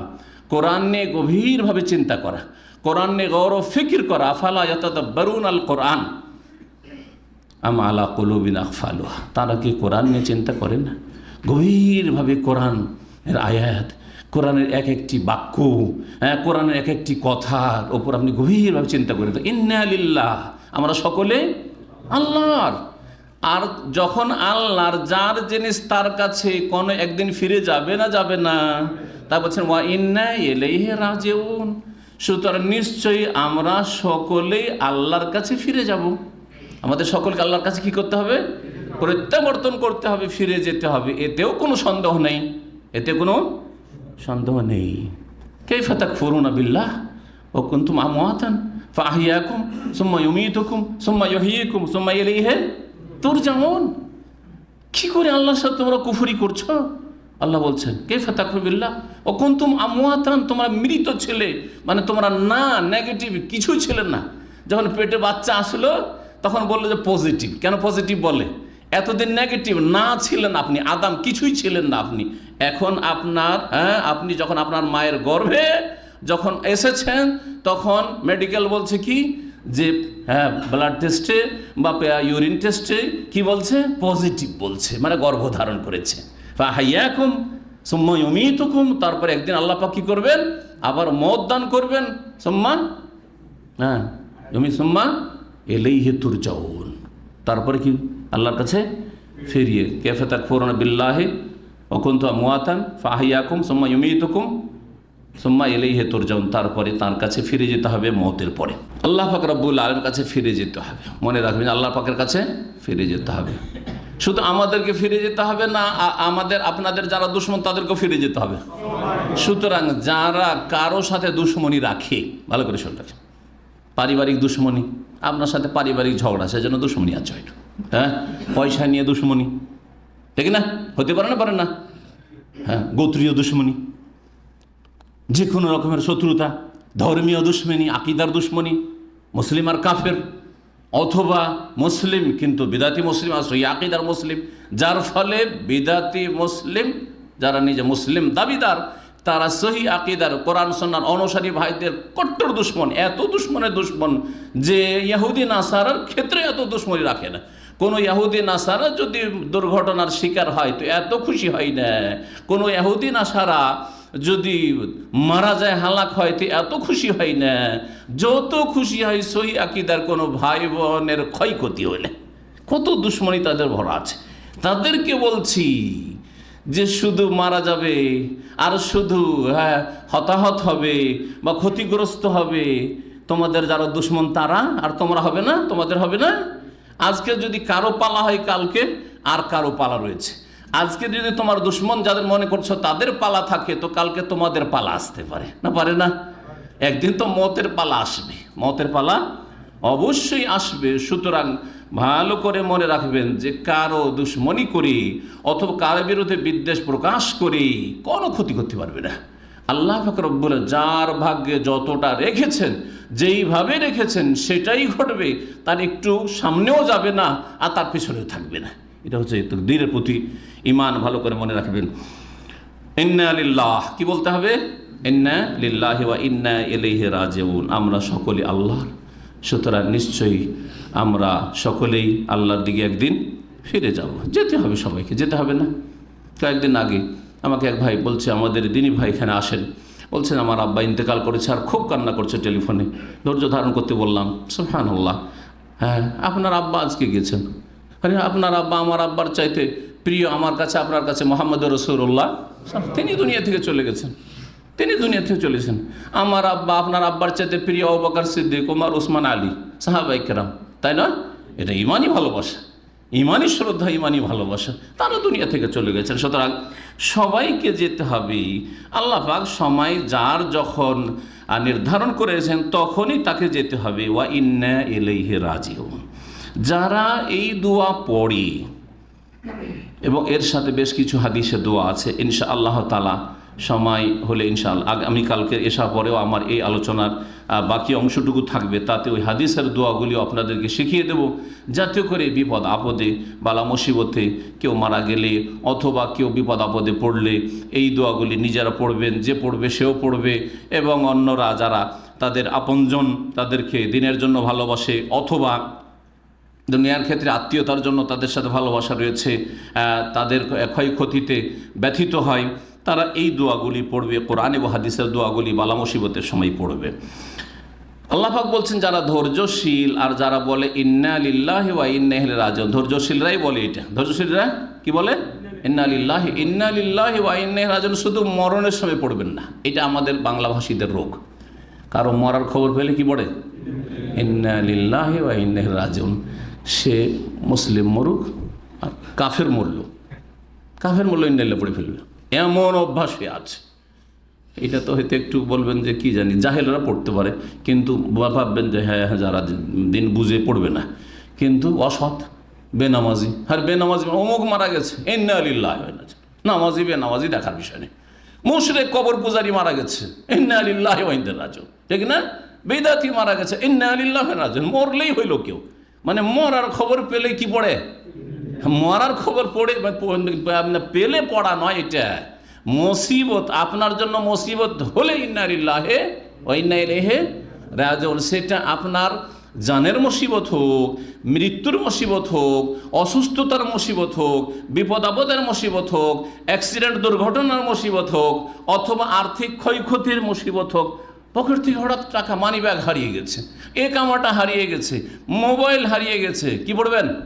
ইন্না লিল্লাহি, সাথে সাথে পড়েন, আপনি সাথে সাথে পড়বেন, দেখবেন যে আল্লাহ পাক উত্তম বিকল্প দেবেন। উত্তম বিকল্প না আর একটা পকেটে মোবাইল চলে আসবে, এটা ওর অর্থ নয়। এর অর্থ আল্লাহ পাক এমন কিছু দেবেন যেটা দিয়ে আপনার মনের প্রশান্তিও হবে, আর তার সাথে সাথে হতে পারে যে পার্থিব এই ঘাটতি ত্রুটি পুরা করে আরও বেশি আল্লাহ দিয়ে দেবেন, আরও বেশি আল্লাহ পাক। যারা ধৈর্য ধারণকারী করে এবং এই দোয়া পড়ে তাদের সম্পর্কে, তাদের ফলাফল, রেজাল্ট সম্পর্কে আল্লাহ বলছেন উলাইকা আলাইহিম সালাওয়াতুম মির রাব্বিহিম ওয়া রাহমাহ। সূরা বাকারা আয়াত নম্বর 157। আল্লাহ বলছেন ওরাই তো এমন লোক যাদের ওপর তাদের প্রতিপালকের পক্ষ থেকে কি রয়েছে? সালাওয়াত, অনুগ্রহ রয়েছে। আল্লাহর পক্ষ থেকে সালাওয়াত মানে আল্লাহর পক্ষ থেকে অনুগ্রহ রয়েছে। ও রহমতুন, এবং রহমত, করুণা, দয়া রয়েছে। শুধু রহমত আল্লাহ বলেননি, রহমত ছাড়াও আল্লাহর পক্ষ থেকে বান্দার প্রতি যারা ধৈর্যশীল এবং যারা ইন্না লিল্লাহি ওয়া ইন্না ইলাইহি রাজিউন পড়ে তাদের জন্য আল্লাহর পক্ষ থেকে সলাতও রয়েছে। আর কি ফলাফল রয়েছে? ওয়াউলাইকা হুমুল মুহতাদুন, এবং তারাই সঠিক পথ প্রাপ্ত, তারাই হেদায়েতের রাস্তায়। বালা মুসিবত আসলেও জি, গাছ যেমন ভেঙে পড়ে যায় ঝড়ে, ওইরকম ভেঙে পড়েনি, ঝড় তুফান চলে গেল, গাছ দাঁড়িয়ে আছে খেজুর গাছের মতো। ঝড় তুফান আছে, খেজুর গাছ দাঁড়িয়ে আছে, অথচ খেজুর গাছ সবচেয়ে উঁচা গাছ। এই জন্য নবী করিম সাল্লাল্লাহু আলাইহি ওয়াসাল্লাম সহিহ বুখারীর হাদিসে মুমিনকে খেজুরের গাছের সাথে তুলনা করেছেন। আরও বিভিন্ন দিক রয়েছে খেজুরের গাছের সাথে কেন মুসলিমকে তুলনা করা হয়েছে। মনে রাখবেন যে বালা মুসিবতে ধৈর্য ধারণ করা, বিপদ আপদে ধৈর্য এবং সবর করা, এতে কি হয়? মানুষের গুনাহ খাতা মাফ হয়, গুনার কাফারা হয়। এবং তার সাথে সাথে যদি মনে করেন গুনাহ না থাকে, অথবা গুনার কাফারার চাইতে যে গুনাহ আছে তার চাইতে তার বালা মুসিবতের পরিমাণ বেশি, তাহলে কি হয়? রাফুলিল মানাজিল ও দারাজা, তার মর্যাদা, তার মর্তবা উঁচা হয়। জি, আল্লাহ পাক তার কি করেন? মর্যাদা উঁচা করেন। দুনিয়াতে মর্যাদা উঁচা করেন, আর আখিরাতে জান্নাতে আল্লাহ মর্যাদা উঁচা করেন। তার পারলৌকিক জীবনে, বরজাখী জীবনে আল্লাহ পাক মর্যাদা উঁচা করেন। ওয়াসুল্লামিল উসুল ইলা মারাদাতিল্লাহ, এবং আল্লাহ পাকের সন্তুষ্টি পর্যন্ত পৌঁছার জন্য বালা মুসিবত হচ্ছে একটা সিঁড়ি, লিফটের মতো। আমরা এখন কয়তলাতে এসছি? তিনের নিচে আরো দুটো আছে, 5 টোটাল। 3 শুধু লিফটের 3, বাকি আরো দুটো আছে, এম আছে, আরেকটা জি আছে, ওটা তো দেখেননি, খেয়ালই করেননি। 3 বলছেন, 5 তলার উপরে আছেন, তাই না? এই যে 5 তলার উপরে এসছেন, লিফটের উপর দিয়ে এসছেন, তাই না? আপনার জীবনে আল্লাহ পাক রব্বুল আলামিনের সন্তুষ্টি লাভের জন্য বালা মুসিবত হচ্ছে, বিপদ আপদ হচ্ছে এই লিফটের মতো। বালা মুসিবত যার জীবনে এসেছে সে আল্লাহর দিকে কাছাচ্ছে, জি, আল্লাহর দিকে উঠছে। নবী মুহাম্মদ রাসূলুল্লাহ সাল্লাল্লাহু আলাইহি ওয়াসাল্লাম থেকে আবু হুরায়রা রাদিয়াল্লাহু তাআলা বর্ণনা করছেন, ক্বালা রাসূলুল্লাহ সাল্লাল্লাহু আলাইহি ওয়াসাল্লাম মা ইয়াজালুল বালাউ বিল মুমিনি ওয়াল মুমিনাতি ফি নাফসিহি ওয়া ওয়ালাদিহি ওয়া মালিহি। সর্বদা মুমিনের জীবনে, মুমিন পুরুষ, মুমিন নারীর জীবনে বালা মুসিবত আসতে থাকে, বিভিন্ন রকমের বালা মুসিবত আসতে থাকে। ফি নাফসিহি, যার জানের ক্ষেত্রে, ওয়া ওয়ালাদিহি, জানের ক্ষয়ক্ষতি হইল, আহত হইল, নিহত হইল, ওয়ালাদিহি, ছেলে মেয়েদের ক্ষেত্রে, ধন সম্পদের ক্ষেত্রে বিভিন্ন রকম বালা মুসিবত আসতে পারে। হাত্তা ইয়ালকাল্লাহ তাআলা, এই বালা মুসিবত মাধ্যমে এমন হয়ে যায় যে আল্লাহর সাথে সে সাক্ষাৎ করে। ওয়ামা আলাইহি খাতিয়াতুন, এমন অবস্থায় যে তার একটা গুনাহ পর্যন্ত থাকে না, গুনাহ মাফ হইতে থাকে, গুনাহ মাফ হইতে থাকে। যেই দিন তার মৃত্যু হলো সেই দিন একবারে ক্লিন হয়ে আল্লাহর কাছে একবার মাসুম নিষ্পাপ শিশুর মতো আল্লাহর কাছে চলে গেল। তিরমিজির হাদিস, হাদিসটি হচ্ছে হাসান। তাহলে আমাদেরকে কি করতে হবে? ধৈর্য ধারণ করতে হবে, ধৈর্য ধারণ করতে হবে। এবং বালা মুসিবতে ধৈর্যের সাথে আর একটা হচ্ছে ইহতিসাব। ইহতিসাব মানে আল্লাহর কাছে বিপদ আপদে নেকির আশা রাখা। কি রাখা? নেকির আশা রাখা। যেমন রোজার ক্ষেত্রে, রমজানের যে রোজা আসছে আর কয়েকদিন পরে, সিয়াম পালনের ক্ষেত্রে এবং কিয়াম তারাবি পড়ার ক্ষেত্রে এই শব্দটি নবী করিম সাল্লাল্লাহু আলাইহি ওয়াসাল্লাম ব্যবহার করেছেন। মান সামা রমাদানা ঈমানান ওয়া ইহতিসাবান গুফিরা লাহু মা তাকাদ্দামা মিন যামবিহি। যেই ব্যক্তি রমজান মাসের সিয়াম রোজা পালন করবে ঈমান আর আল্লাহর প্রতি বিশ্বাস রেখে যে আল্লাহ আমার রব, এবং রবের সামান্য হক আদায় করছি আমি এই রোজার মাধ্যমে, রব আমার ওপর এই রোজা ফরজ করেছেন, সুতরাং এটা হচ্ছে আমার প্রথম দায়িত্ব কাজ, এটা জরুরি কাজ, তারপরে দুনিয়ার কাজ আমার। ঈমানান ওয়া ইহতিসাবান, এবং নেকির আশায় রোজা রাখলো। আমি কি জন্য রোজা রাখছি? আল্লাহর কাছে বড়ই পুরস্কার প্রতিদানের আশা রাখি। ইহতিসাব করতে হবে। বালা মুসিবত ওই রকমই, যেমন রোজাতে নেকির আশা রাখবেন, যাকাত দিয়ে নেকির আশা রাখবেন, নামাজ পড়ে যেমন ইহতিসাব করবেন। ছেলে মেয়ে মানুষ করার ক্ষেত্রে অনেক কষ্ট হয়েছে, প্রসব বেদনায় অনেক কষ্ট হয়েছে, স্তন্যদানে বহু কষ্ট হয়েছে বা হচ্ছে, এগুলি সবগুলিতে ইহতিসাব করতে হবে। নেকির আশা প্রত্যেকটি কাজে কি করতে হবে? রাখতে হবে। ঠিক বালা মুসিবত বিপদ আপদে ওই রকমই নেকির আশা রাখতে হবে ধৈর্যের সাথে। এই নেকির আশা যদি রাখা যায় তাহলে কি হবে? যখন নেকির আশা রাখবেন তখন কিন্তু বিপদ আপদ আপনার মনের ওপর হালকা হয়ে যাবে, ঠিক না? বালা মুসিবত আসুক, অ্যাক্সিডেন্ট হোক, আলহামদুলিল্লাহ, অনেক আল্লাহর কাছে নেকির আশা রেখে এর মাধ্যমে, ঠিক না? জি হ্যাঁ। আমার আব্বার ইন্তেকাল হয়ে যায়, কিন্তু এর মাধ্যমে আল্লাহ আমাদেরকে অনেক উত্তম প্রতিদান দেবেন। আমার আব্বাকে তো দেবেন, কিন্তু আমাদেরকে আল্লাহ পাক কী করবেন? উত্তম প্রতিদান দেবেন। আমার স্বামী মারা গেছে, এতে আমি ধৈর্য ধারণ করব, আল্লাহর কাছে নেকির আশা রাখব, তিনি তো নেকি পাবেন, কিন্তু আমরাও নেকি পাবো, এরপরে ধৈর্য ধারণ করি। এইভাবে এক কথাই ইন্তেকালের ক্ষেত্রে হোক, অথবা ধন সম্পদের ক্ষেত্রে হোক, অসুখ বিসুখ ক্ষেত্রে, অসুখ ছুটে না, অসুখ ছাড়ে না আপনার পিছনে, যখন তখন বিভিন্ন রকম অসুখ হচ্ছে, ধৈর্য ধারণ করেন, নেকির আশা রাখেন যে আমার এই অসুখের মাধ্যমে কি হচ্ছে? গুনাহ খাতা মাফ হচ্ছে। জি হ্যাঁ, অনেকের স্টোন হয়ে গেছে, পেরেশান আছেন, পেরেশান হবেন না, গুনাহ খাতা মাফ হচ্ছে, আল্লাহ পাকের কাছে আপনি যাচ্ছেন, আরও কাছাকাছি হচ্ছেন। তারপরে বড়ই নেকির আশা আপনি রাখেন, ইহতিসাব করেন।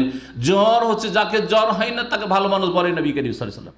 জ্বর হচ্ছে, সর্দি কাশি হচ্ছে, কোনোটাকে লস মনে করবেন না, এর মাধ্যমে বড় আমার বেনিফিট, লাভ হচ্ছে, অনেক লাভ হচ্ছে, নেকির আশা রাখবেন না। এবং সবসময় মনে রাখবেন এর ওপর আমার জন্য বড় পুরস্কার রয়েছে, সওয়াব রয়েছে।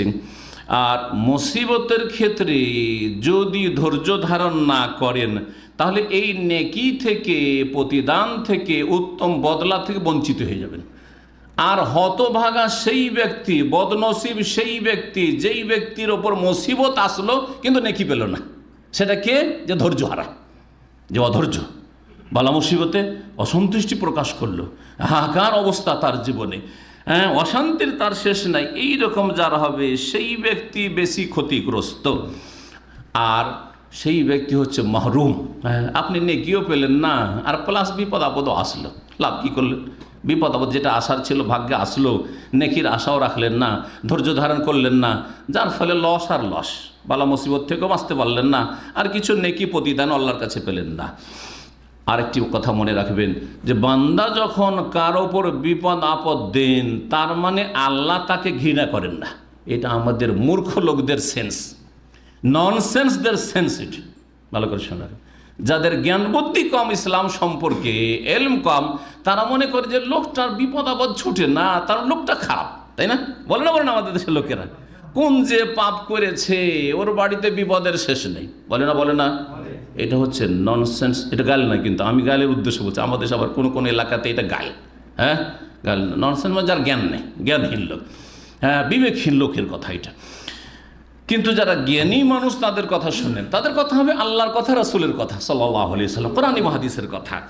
মনে রাখবেন যে কাউকে যদি আল্লাহ পাক বালা মুসিবত দিয়ে পরীক্ষা করেন, এটা প্রমাণ করে যে আল্লাহ ওই বান্দাকে ভালোবাসে। ওই বান্দা কি করে? মহব্বত করে, ভালোবাসে, যার ফলে দুনিয়াতে কিছু সাজা শাস্তি দিয়ে বা একটু ক্ষয়ক্ষতির মাধ্যমে ওকে আমি পরিষ্কার করে নিয়ে আসি, যাতে কবরে আযাব না হয়। কারণ দুনিয়ার আযাবের চাইতে কবর আযাব, সুবহানাল্লাহ, কত কঠিন আল্লাহ ভালো জানেন। এরকম জাহান্নামের আযাব যতই বড় আপনার বিপদ আপদ দুনিয়াতে হোক না কেন, আগুনে তো জ্বালানো হয়নি, হয়েছে নাকি? কিন্তু জাহান্নামে আগুনে জ্বলবেন, কবরের জীবনে পাপী হইলে আগুনে জ্বলবেন। চিন্তা করেন, হ্যাঁ, সাপে তো দংশন করেনি আপনার দুনিয়াতে, সবসময় সাপে দংশন করছে এরকম তো হয়নি, কিন্তু আপনাকে কবরে সাপে দংশন করবে। কত রকমের যে আযাব রয়েছে, তো ওই বড় আযাব থেকে রক্ষা করার জন্য আল্লাহ আপনাকে চান যে ক্লিন করে, পরিষ্কার পরিচ্ছন্ন করে আল্লাহর কাছে নিতে চান। মনে করবেন যে কোনো মানুষের উপর বালা মুসিবত আসে, সেটা হচ্ছে আমারাতুন আলা মাহাব্বাতিল্লাহি লিআবদিহি, আল্লাহ পাক তাকে ভালোবাসেন, এর এটি লক্ষণ। হতে পারে যে এমন কোনো গুনাহ তার জীবনে হয়েছে যেটা মাফ হবে এই বালা মুসিবতের মাধ্যমে, অথবা আল্লাহ রাব্বুল তার জন্য এমন একটা উঁচা মর্যাদা রেখেছেন, কিন্তু সেটা সে তার নেক আমল দিয়ে পৌঁছিতে পারে না, তার শুধু ফরজ ইবাদত বন্দেগী দিয়ে বা বেশ কিছু সুন্নত করে সেগুলো দিয়ে পৌঁছিতে পারে না, হ্যাঁ, অনেক নিচে থেকে যাচ্ছে, ওখানে ওপরে পৌঁছাতে চান ওকে, তখন আল্লাহ কি করেন? ওইটাকে, ওই ঘাটতি পূরণ করে ওপরে পৌঁছানোর জন্য বালা মুসিবত আল্লাহ পাক রব্বুল আলামিন দিয়ে থাকেন। আর তারপরে ধৈর্য ধারণ করে, তখন ওখানে সেই ওপর মহলে সেই ব্যক্তি, যেই ব্যক্তির বালা মুসিবত সে পৌঁছে যায়। এই মর্মে তিরমিজিতে ইবনে মাজাহ হাদিস রয়েছে, আল্লামা আলবানী রাহিমাহুল্লাহ হাদিসটিকে সহিহুল জামেতে হাসান বলেছেন। আনাস রাদিয়াল্লাহু তাআলা আনহু থেকে বর্ণিত, ক্বালা রাসূলুল্লাহ সাল্লাল্লাহু আলাইহি ওয়াসাল্লাম, ইন্না ইযামাল জাযাই মা ইযামিল বালাই। বলছেন নবী সাল্লাল্লাহু আলাইহি ওয়াসাল্লাম যে বদলা বড় হয় আল্লাহর পক্ষ থেকে যত বড় বালা মুসিবত হয়, যত বিপদ আপদ বড় হবে তত বেশি কি হবে? তার বদলাও বড় ধরনের হবে। ওয়া ইন্নাল্লাহ তাআলা ইযা আহাব্বা কওমান ইবতালাহুম, যখন আল্লাহ কোনো বান্দাকে, কোনো মানুষকে, কোনো মুসলিমকে ভালোবাসেন তখন তাকে আল্লাহ কিছু বালা মুসিবত দেন। তখন তাকে কি করেন? পরীক্ষা করেন। তাকে কি করেন? পরীক্ষা করেন, বালা মুসিবত দেন। হাদিস স্পষ্ট না? আল্লাহ যাকে ঘৃণা করেন তাকে বালা মুসিবত দেন, এই কথা আছে কি? কোথাও কি আছে? ইন্নাল্লাহ ইযা আহাব্বা কওমান, কোন সম্প্রদায়কে, কোন গোষ্ঠীকে, কোন পরিবারকে, কোন ব্যক্তিকে যখন আল্লাহ ভালোবাসেন তখন কি করেন? তাদের পরীক্ষা নিরীক্ষা করেন, তাদের উপর বালা মুসিবত দেন। ফামান রাজিয়া, সেই বালা মুসিবতে যদি সন্তুষ্টি প্রকাশ করতে পারে, রাজি থাকতে পারে, ফালাহু রেজা, তাহলে আল্লাহর পক্ষ থেকে তার জন্য আল্লাহর সন্তুষ্টি, রেজামন্দি রয়েছে। ওমান সাখিতা, আর কেউ যদি আল্লাহর উপর অসন্তুষ্টি প্রকাশ করে, আল্লাহ এটা কি করলে তুমি, করে না করেন আমাদের দেশের লোকেরা, হ্যাঁ সুবহানাল্লাহ, এটা তো সামান্য হলো, আল্লাহকে গালমন্দ করে, গালমন্দ করে, মনে করে যে 3.5 হাতের মানুষ কত যে কি হয়ে গেছে, আউযু বিল্লাহ। অথচ খুলিকাল ইনসানু দাঈফা, কত দুর্বল করে তোমাকে সৃষ্টি করা হয়েছে, কত দুর্বল করে তোমাকে সৃষ্টি করা হয়েছে। যে অসন্তুষ্টি প্রকাশ করে আল্লাহ পাক রব্বুল আলামিনের নির্ধারিত ভাগ্যের ওপর, ফালাহু সাখাত, তার জন্য আল্লাহর পক্ষ থেকে অসন্তুষ্টি রয়েছে, আল্লাহ তার ওপর নারাজ হয়ে যায়, অসন্তুষ্ট হয়ে যান।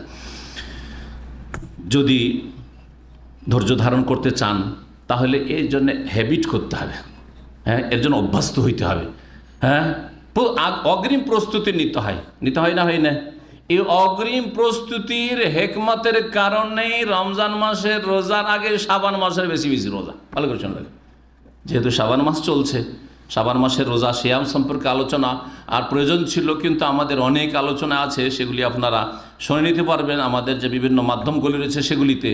শাবান মাসে বেশি বেশি অনির্দিষ্ট রোজা রাখা, শুধু 15 শাবানে রোজা রাখা দিনে আর রাতে নফল পড়া, এটি বিদআতি কাজ, এটি গুনহার কাজ, এটি রাসূলুল্লাহ সাল্লাল্লাহু আলাইহি ওয়াসাল্লাম নাফরমানি কাজ। কিন্তু আপনি বেশি বেশি 5টা 7টা 10টা 20টা, কমপক্ষে 3টে রোজা রাখলেন, আপনি কমপক্ষে 3টি রোজা রাখলেন, সোমবার বৃহস্পতিবার মাঝে মাঝে রোজা রেখেলেন, সোমবার বৃহস্পতিবার না পারেন, যেই দিন আপনার ছুটি, শুক্রবার ছুটি, শুক্রবারের উদ্দেশ্যে নয়, কিন্তু আপনি শাবানের উদ্দেশ্যে রাখলেন, শনিবারের উদ্দেশ্যে নাই, শনিবারে আপনি ছুটি পাচ্ছেন সেই জন্য রেখে নিলেন, তাতেও কোনো দোষ নেই। কারণ অনেকে মনে করেন যে শুক্রবারে তেমনি রোজা রাখা নিষেধ আছে। আপনি শুক্রবারের শ্রদ্ধায় যদি রোজা রাখেন, যে খাস করে আমি শুক্রবারে রাখবো, শনিবারে খাস করে রাখবো, তাহলে সেটা ভিন্ন বিষয়, সেটা আপত্তিকর। কিন্তু আপনি শুক্রবার ছুটি পাচ্ছেন, আজকে ফ্রি দিন, আমার কাজকর্ম নাই, গরমে কাজকর্ম করে রোজা রাখা মুশকিল, সুতরাং আমি শুক্রবারে এই শাবানের রোজাটা রেখে নিই, খুব ভালো কথা। শনিবারের দিন আমার ছুটি আছে, শনিবারের দিন আমি আমার শাবানের এই রোজা রেখে নিই, কোনো অসুবিধার বিষয় নয় ইনশাআল্লাহ। তো এই যে শাবান মাসের বেশি বেশি সিয়াম পালন করা, রোজা রাখা, কিসের জন্য? নিজেকে অভ্যস্ত করার জন্য, মানসিক দিক থেকে, শারীরিক দিক থেকে, তারপরে ক্ষুধায় অভ্যস্ত, ক্ষুধা এবং পিপাসায় থাকায় অভ্যস্ত হওয়ার উদ্দেশ্যে। সামনে রমজান মাস আসছে, তার জন্য আগে থেকেই প্রস্তুতি, যাতে করে হ্যাঁ আকস্মিকভাবে রমজানের প্রথম রোজায় ভেঙে না পড়ি, আরে কি করলাম, হ্যাঁ আর পিপাসা বরদাস্ত করতে পারছি না, আর খিদা বরদাস্ত করতে পারছি না, এরকমটা না হয়। জি, তবে মনে রাখবেন যে রমজান মাস শুরু হওয়ার 1 দিন 2 দিন আগে রোজা রাখা নিষেধ আছে, এটাও বলে দেওয়া উচিত হবে। হ্যাঁ, নবী সাল্লাল্লাহু আলাইহি সাল্লাম শক্তভাবে নিষেধ, লা তাতাকাদ্দামু রমাদান বিসাওমি ইয়াউমিন আও ইয়াউমাইনি, রমজানের 1 দিন 2 দিন আগে 28, 29, 30 শাবান এই দিনগুলিতে তোমরা রোজা রাখিও না, এগুলি সন্দেহর দিন। হ্যাঁ, বিশেষ করে 29-এর পরে যে 30 শাবানও হইতে পারে, আবার পহিলা রমজান হইতে পারে, এই দিনগুলিতে। তারপরে রমজানের সাথে শাবানের রোজা মিলাতে নিষেধ করেছেন বিভিন্ন রহস্যের কারণে নবী করিম সাল্লাল্লাহু আলাইহি সাল্লাম। শেষ দিকগুলিতে রোজা রাখবেন না, কিন্তু প্রথম দিক থেকে 10টা 15টা 20টা 25টা পর্যন্ত রোজা রাখেন, কোনো অসুবিধা নেই। যে যত পারেন, আল্লাহ পাক যেন তৌফিক দান করেন। বলছিলাম যে বালা মুসিবত আসার আগে নিজেকে বিপদ আপদে ধৈর্য ধারণের জন্য অভ্যস্ত করতে হবে। আল্লাহ না করে যদি আমার ওপর কোনো বিপদ আপদ আসে, তো আমি মানসিক দিক থেকে, শারীরিক দিক থেকে সেটা মেনে নেওয়ার জন্য সন্তুষ্ট চিত্তে প্রস্তুত। যেমন অভাব, একটা উদাহরণ দিই। সৌদি আরব আছেন, খুব খাচ্ছেন আমোদ ফুর্তির সাথে, ডেলি মাছ গোস্ত একটা কিছু আছে না নেই? হঠাৎ করে বাংলাদেশ চলে যেতে হইল, বা যে দেশের মানুষ সে দেশে চলে যেতে হলো। আর যাওয়ার পরে ডাল ভাত ছাড়া গোস্ত মনে হয় কুরবানির সময় পাবে না। এটা হইতে পারে না? পারে না? হতে পারে যে আপনার পরিবার বড় বা আপনার আর্থিক সমস্যা, আপনার অনেক দায়িত্ব রয়েছে, আপনাকে ডাল ভাত খেয়ে ওই ভর্তা খেয়েই কাটাইতে হবে কোনো রকম, আলুর ভর্তা ডাল দিয়ে। যদি আপনি মানসিক দিক থেকে শারীরিক দিক থেকে এইরকম প্রস্তুত না থাকেন, তাহলে আপনার জন্য বেশি কষ্টকর হবে না? হবে না? মনে হবে যে আকাশ থেকে আছাড় খেয়ে পড়লেন। আরে ডেলি মাছ গোস্ত খেতাম, আর এত টাকা খরচ করে খেতাম, ডেলি ফলমূল খেতাম, আর ডাল ভাত জুটে না, কি করে আমার চলবে? হাহাকার অবস্থা। কিন্তু যদি মানসিক দিক থেকে প্রস্তুত থাকেন, আজকে যতই আলহামদুলিল্লাহ আমি আর্থিক দিক থেকে সুখে থাক না কেন, যদি কালকে আমাকে ডাল ভাতও খেতে হয়, লবণ রুটিও খেতে বা লবণ ভাতও খেতে হয়, আমি মানসিক দিক থেকে প্রস্তুত, ঠিক না? শারীরিক দিক থেকে প্রস্তুত, সব দিক থেকে প্রস্তুত। পাকা ঘরে থাকি, এসির ঘরে থাকি, যদি আমাকে খড়ের ঘরেও থাকতে হয়, টিনের ঘরেও থাকতে হয়, বাঁশের ঘরেও থাকতে হয়, প্রস্তুত মানসিক দিক থেকে। তো সহজ হবে কি হবে না? এই বিপদগুলি সহজ হবে কি হবে না? সহজ হবে। মাসে 5,000 রিয়াল ইনকাম করেছেন সৌদি আরবে এসে, ওখানে 5,000 টাকা ইনকাম করতে পারছেন না, মানে 200টা রিয়াল ইনকাম করতে পারছেন না, হয়তো 250টা রিয়াল। যদি মানসিক দিক থেকে আগে থেকেই নিজেকে অভ্যস্ত করে রাখেন যে অসুবিধা নেই, তাতে আমি চলার চেষ্টা করব, আমার চাদর যতটা লম্বা ততটাতে আমি আমার জীবন কাটাবার চেষ্টা করব, এইরকম প্রস্তুত মানসিক দিক থেকে, বাংলাদেশে গেলেও কষ্ট হবে না, লবণ ভাত খেলেও কষ্ট হবে না, মাড় ভাত খেলেও কষ্ট হবে না, হবে? কোনো কষ্ট হবে না।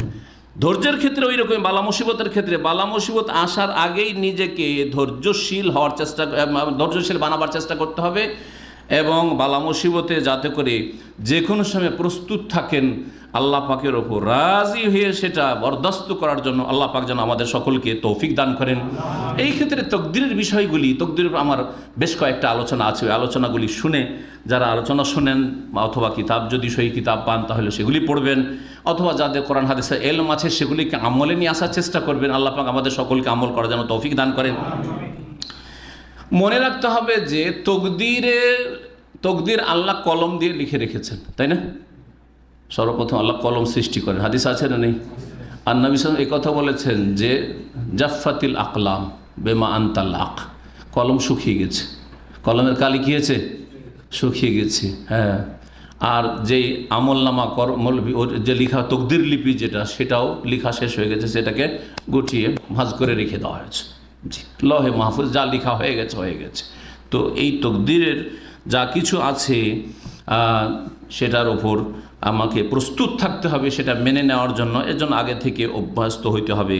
আল্লাহ পাক সূরা হাদীদের আয়াত নম্বর 22 ইরশাদ করেছেন, মা আসাবা মিন মুসিবাতিন ফিল আরদি ওয়ালা ফি আনফুসিকুম, যে কোনো বিপদ আপদ আসুক না কেন জমিনের ক্ষেত্রে, হ্যাঁ, তোমার বাড়ি ঘর পরিবার জমি জায়গা ধন সম্পদ এইসব ক্ষেত্রে, ওয়ালা ফি আনফুসিকুম, অথবা তোমাদের জানের ক্ষেত্রে, হ্যাঁ, অসুস্থতা, বিপদ আপদ, দুর্ঘটনা, অ্যাক্সিডেন্ট, অথবা প্রাণহানি, ইন্তেকাল ইত্যাদি, ইল্লা ফি কিতাব, তা কোথায় আছে? আল্লাহ পাকের লিখনিতে, লৌহে মাহফুজ, সুরক্ষিত ফলকে লৌহে মাহফুজে সুরক্ষিত আছে। মিন কাবলে আন নাবরাহ, আল্লাহ বলছেন এইসব সৃষ্টি করার ঘটাবার আগেই সব লেখা আছে, লেখা আছে অমুক তারিখে অমুক সময়ে এত ঘন্টা, এত মিনিট, এত সেকেন্ডে এইরকমটা হবে আপনার জীবনে, আমার জীবনে লেখা আছে। মিন কাবলে আন নাবরাহ, সব কিছু, আসমান জমিন সমস্ত কিছু সৃষ্টির আগেই আল্লাহ রাব্বুল আলামিন লিখে রেখেছেন। ইন্না যালিকা আলাল্লাহি ইয়াসির, এটা আল্লাহর জন্য বড়ই সহজ, আমার জন্য বড় মুশকিল। আপনার জন্য এটা কেমন কথা? সকল সৃষ্টির, সকল মানুষের পুরো বায়োডাটা লেখা আছে, সমস্ত কিছু লেখা আছে, একেবারে অকল্পনীয় কথা। এটা আমার জন্য আপনার জন্য অসম্ভব মনে হচ্ছে, আল্লাহর জন্য ইয়াসির, বড়ই সহজ। ধৈর্য ধারণের ক্ষেত্রে মনে রাখবেন একটা প্লাস পয়েন্ট, সেটা হচ্ছে যে যখনই বিপদ আপদ আসবে তখন আপনি এই কথা মনে করবেন না যে এটা আমার শেষ, আর মনে হয় কোনো সুখের দিন আসবে না। যদি এইরকম নেগেটিভ চিন্তা থাকে তাহলে অশান্তির শেষ থাকবে না। মনে রাখবেন যে আজকে বালা মুসিবত এসছে, ইনশাআল্লাহ দ্রুত আমার সুখের দিন আবার আসবে। বোঝা গেছে না? সুখের দিন আমার আসবে, এই কথা সবসময় মনে রাখতে হবে। আর মনে রাখতে হবে যে কোনো দুশ্চিন্তা এক সময় দূর হবে, যে কোনো বালা মুসিবত এক সময় দূর হবে, যে কোনো সংকটের এক অবসান রয়েছে। ও আন্না মাল উসরি ইউসরা, যে কোনো কঠিনের পরে সরল সহজ অবস্থা অবশ্যই আসবে। আল্লাহ পাক রব্বুল সূরা ইনশিরাহ আলাম নাশরাহ লাকা সাদরাক, ওতে আল্লাহ বলেছেন ফাইন্না মাল উসরি ইউসরা, ইন্না মাল উসরে ইউসরা। মুফাসসিরিনগণ যারা তাফসীরের পণ্ডিত তারা বলেছেন আল উসর মারিফা, তার মানে একটা কঠিন। আল উসর মানে ওই আগের যেটা ফাইন্না মাল উসরে ইউসরা, ইন্না মাল উসরে ইউসরা। আল উসরটা হচ্ছে এক, মারিফা মানে এক, একটা কঠিন। আর ইউসর মানে হচ্ছে সহজ সরল। হ্যাঁ, সহজটা নাকের আল্লাহ অনির্দিষ্ট আল্লাহ পাক বর্ণনা করেছেন, তার মানে দুই। দেখেন ফাইন্না মাল উসরে ইউসরান, ইন্না মাল উসরে ইউসরান, দুবার করে আল্লাহ পাক কি বলছেন? ইউসরান বলছেন। দুইবার সহজ আর একবার হচ্ছে কঠিন। একটা জীবনে যদি সংকট আসে তো দুইটা বড় সুযোগ সুবিধা সুখের চান্স আসবে। আল্লাহ পাক বলছেন এই কথা, মনে রাখবেন এই কথা, ভালো করে এই বিষয়গুলি মনে রাখবেন। আর চিন্তা করুন আপনার জীবনে কতদিন আপনি অসুস্থ থেকেছেন আর কতদিন সুস্থ থেকেছেন, দুটোকে আপনি কম্পেয়ার করে দেখেন তো দেখি, তুলনা করে। বুঝছেন না আমার কথা? উদাহরণস্বরূপ আমার কথা বলি। আলহামদুলিল্লাহ আজকে 53-54 বছর বয়স, 53-54 বছর বয়স। আমার ওপর এমন কোন ধরনের বিপদ আপদ এই 53-54 বছরে আসেইনি। বাল্য জীবন গেছে, কত কষ্টের সফর তখন ছিল আপনারা জানেন। বাপ মায়ের সাথে সফর করেছে বাল্য জীবনে, একটু হুঁশ হওয়ার পরে দেখি ওই সব সফর কত যে কষ্টদায়ক সফর ছিল। হ্যাঁ, তারপরে ছাত্র জীবনে সফর গেছে, একা মাদ্রাসায় পড়তে বাড়ি থেকে 12 বছর 13 বছরের ছেলে বিদেশে বাপ মা পাঠিয়ে দিয়েছে, লেখাপড়া করেছি। আলহামদুলিল্লাহ কোনো বিপদ আপদ আসেনি। এসছে কি? তারপরে আসল শিক্ষকতার জীবন, হ্যাঁ, মদিনা ইউনিভার্সিটির জীবন, তারপরে শিক্ষকতার জীবন, তার আগেও শিক্ষকতার জীবন, কোনোদিন কষ্ট আসেনি। দাওয়াতি ময়দানের জীবন, কোনোদিন কষ্ট আসেনি, বালা মুসিবত আসেনি। সামান্য মাঝে মধ্যে হালকা অসুখ বিসুখ সামান্য কিছু হওয়া, এটা স্বাভাবিক, তাই না? তো আল্লাহ পাক রব্বুল আলামিন ধরেন একজন বান্দাকে 54 বছর এত সুখে রাখলেন, যদি 10 মিনিটের জন্য বা 1 সপ্তাহের জন্য যদি একটু বিপদ আপদ দেন, দুটোকে তুলনা করে দেখেন তো দেখি, তুলনা করে দেখেন আপনি। এইভাবে আপনি আপনার জীবনে ফিট করেন। আল্লাহ পাকের শুকরিয়া আদায় করবেন না যে হে আল্লাহ তুমি আমাকে 50 বছর সুস্থ রেখেছ, আর তার মধ্যে 2-4-6 মাস মাঝে মধ্যে কখন হয়তো অসুস্থ থেকেছি, অথবা 2-1 বার এইরকম বিপদ আপদ এসেছে। হ্যাঁ, তাহলে চিন্তা করুন আল্লাহর কত শুকরিয়া আদায় করবেন।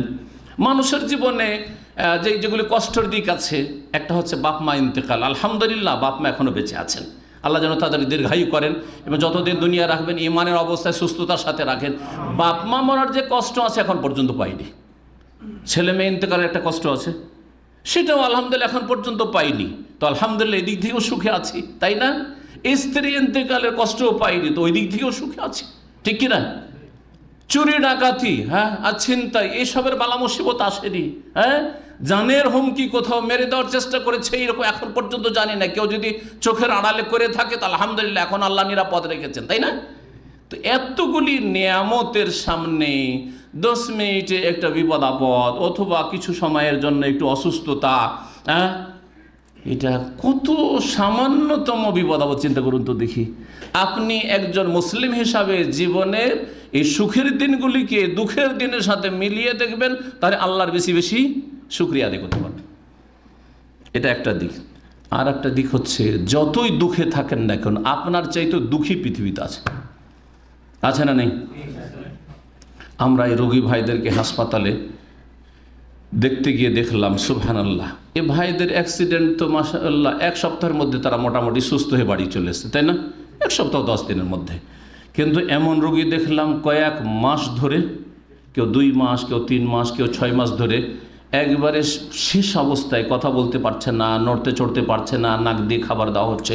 বরং একটা রোগী দেখলাম অ্যাক্সিডেন্টের রোগী, দুর্ঘটনার রোগী 2 বছর ধরে, হ্যাঁ, মেরুদণ্ডের হাড় হয়তো ভেঙে গেছে, কথাও বলতে পারছে না বা চলতেও পারছে না, এইরকম অবস্থায় রয়েছে। কেউ কথা বলতে পারছে কিন্তু নড়তে পারছে না, নড়াচড়া করতে পারছে না। কেউ কথাও বলতে পারছে না, নড়াচড়াও করতে পারছে না, কিন্তু জানে বেঁচে আছে শুধুমাত্র। এদের জীবনগুলিকে, হাসপাতালে ঘুরে এদের জীবনগুলিকে আপনার জীবনের সাথে যখন মেলাবেন, তখন আপনার মুখ দিয়ে যদি সত্যিকার আপনি মুসলিম হন, ঈমান যদি আপনার মধ্যে থাকে, কি বলবেন? আলহামদুলিল্লাহ। কি বলবেন? আলহামদুলিল্লাহ। এই জন্য প্রিয় নবী মুহাম্মদ রাসূলুল্লাহ সাল্লাল্লাহু আলাইহি ওয়াসাল্লাম, সহিহ মুসলিম হাদিস রয়েছে, তিরমিজিতে হাদিস রয়েছে, ইযা নাযারা আহাদুকুম ইলা মান ফাদ্দালা আলাইহি, যখন কোনো মানুষের নজর চলে যাবে ওপর দিকে, যে আমার চাইতে বেশি সুখী অনেকে আছে, রাজাধিরাজা আছে, তাদের যে হাইফাই জীবন, মন্ত্রী মিনিস্টার আছে, তাদের যে সুখ, হ্যাঁ, আর বিদেশে সারা পৃথিবী যারা ঘুরছে তাদের যে ভোগবিলাসের জীবন, সুখের জীবন, অথবা সুস্থ লোকেরা আছে তাদের কত সুখের জীবন, আমি অসুস্থ, আমি পীড়িত, আমি বালা মুসিবতে, আমি বিপদ আপদে, আমার বাপ নেই তো, আমার স্বামী নেই, আমি স্বামী হারা, কেউ বলছে আমি এতিম, আমি এই বিপদে আছি, সেই বিপদে আছি, ওপর দিকে যখন নজর চলে যাবে, প্রিয় নবী সাল্লাল্লাহু আলাইহি ওয়াসাল্লাম বলছেন, ফালিয়ানজুর ইলা মান হুয়া আসফালা মিনহু, চট করে তুমি তাকাবে তোমার নিচের দিকে, ও নিচে অনেকে আছে, তোমার নিচে অনেকে আছে না নেই? তোমার বয়স যখন 10 বছর তখন তুমি এতিম হয়েছ, তোমার বয়স যখন 5 বছর তখন তুমি এতিম হয়েছ। এমনও কেউ আছে সে জন্মের আগে এতিম হয়ে গেছে, না হয়নি? সবচেয়ে ভালো মানুষ, সবচেয়ে ভালো মানুষ কে? সুবহানাল্লাহ। একটু চিন্তা করেন, সবচেয়ে ভালো মানুষ নবী মুহাম্মদুর রাসূলুল্লাহ সাল্লাল্লাহু আলাইহি সাল্লাম, তিনি এতিম না? এতিম নয়? এতিম। কখন এতিম হয়েছেন? হ্যাঁ, কত বছর বয়স তখন এতিম হয়েছেন? চিন্তা করেন তো দেখি। হ্যাঁ, দুনিয়াতে আসছেন তার আগে বাপ ইন্তেকাল হয়ে গেছে, মা গর্ভধারণ করেছে, বাপ ইন্তেকাল হয়ে গেছে, মা গর্ভধারণ করেছে, বাপের ইন্তেকাল হয়েছে। দুনিয়ায় কি তার মনের আশা আকাঙ্ক্ষা ছিল না? মনের কি একটা বাসনা ছিল না যে আমার আব্বাটা দেখতে কেমন, একটু দেখতাম, সুবহানাল্লাহ, আমার আব্বার সাথে একটু কথা বলতাম, আমার আব্বার একটু আদর পেতাম, স্নেহ পেতাম, আমার আব্বা আমাকে খাওয়াইতো, মানুষ করতো, লালন পালন করতো, আদর যত্ন করতো? এগুলো কি আকাঙ্ক্ষা নবী মুহাম্মদ রাসূলুল্লাহ জীবনে হয়নি? আপনি নবী মুহাম্মদ রাসূলুল্লাহ সাল্লাল্লাহু আলাইহি সাল্লামের কোনো সাহাবীর পায়ের কাছে পৌঁছিতে পারবেন? হ্যাঁ, নবী মুহাম্মদ রাসূলুল্লাহ সাল্লাল্লাহু আলাইহি সাল্লামকে এইভাবে আল্লাহ পৃথিবীতে পাঠিয়েছেন যাতে সারা পৃথিবীর যে কোনো দুঃখীর জন্য তার এই সিরাতে, তার এই জীবনী চর্চাতে তার রুহের আহার থাকে এবং তার মনের প্রশান্তি তাতে হয়। আল্লাহ পাক যেন আমাদের সকলকে ধৈর্য ধারণে তৌফিক দান করেন।